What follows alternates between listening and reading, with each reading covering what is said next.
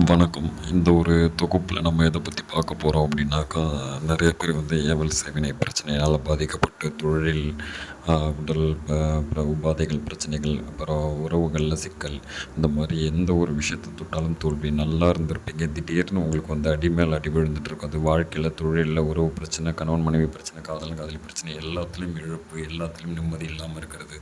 இந்த மாதிரி பிரச்சனைகள் வந்து சில பேர் வந்து மறைமுகமான ஏவல் சேவினை பிரச்சனை வச்சுருப்பாங்க. ஆனால் அது யாருன்னு கண்டுபிடிக்க முடியாது. மறைமுகமான எதிரிகள் நிறைய பேர் இருப்பாங்க. எதிரி தொல்லை, இந்த மாதிரி பிரச்சனைகள் இருக்கும். இது எல்லாத்துக்குமே வந்து செய்வினை பிரச்சனை தான். மாந்திரிக ரீதியாக போனாலும் எதுவுமே பலிதமாகாது. அப்படி இருக்கக்கூடிய சூழ்நிலையில் இந்த ஏவல் செய்வினை பிரச்சனையினால் மாந்திரிகத்தில் எந்த ஒரு விஷயம் பண்ணாலும் பார்த்திங்க அப்படின்னாக்கா அதில் உள்ள பலிதமாகாது. அந்தமாரி இருக்கக்குள்ள நம்ம யாருக்கு பண்ணாங்களோ, அவங்க தெரியாதவங்களாக இருந்தாலும் அவங்களுக்கு திருப்பி அடிக்கக்கூடிய ஒரு எதிரிகளை கட்டக்கூடிய செய்வினை வச்சவங்கள வந்து திருப்பி அடிக்கக்கூடிய ஒரு மாந்திரிக ஒரு முறை.